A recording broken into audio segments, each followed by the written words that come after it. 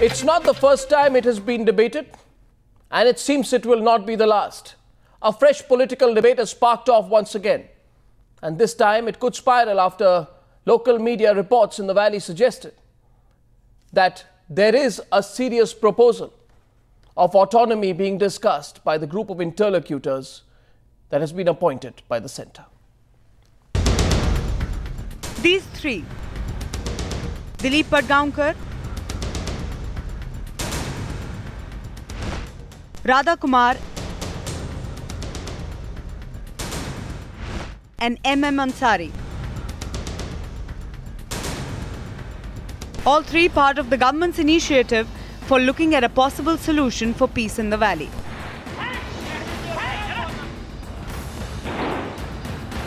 Their conversations seem to have thrown up the option of autonomy for the state, with reports indicating that during the most recent parleys last week, autonomy was one of the prominent suggestions discussed. We're not going to discuss anything in terms of the political contours until we submit. We have not submitted our report as yet, and of course until we submit and we get feedback, we are not going to be discussing anything that's in it. But no sooner did the mention of autonomy become public, a political debate raised, with the usual suspects raising voices of dissent.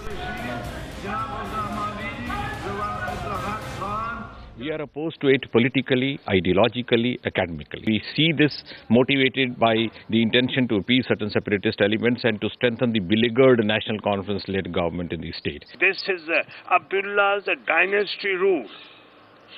They have been perpetuating it. They want to establish it. And people of Jammu and Kashmir do not accept neither autonomy nor self-rule. Autonomy, as is being debated in its current form, goes back to the pre-1953 status that the valley enjoyed. A status where the valley had a prime minister, elected its own governor, and even had its own constitution.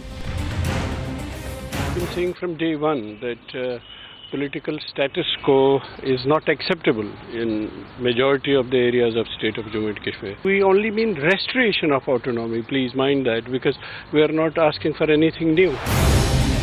It is the state's ruling party, the National Conference, that has been the biggest proponent for autonomy, raising the hackles of the main opposition, which fears it will lose out if the suggestion is accepted.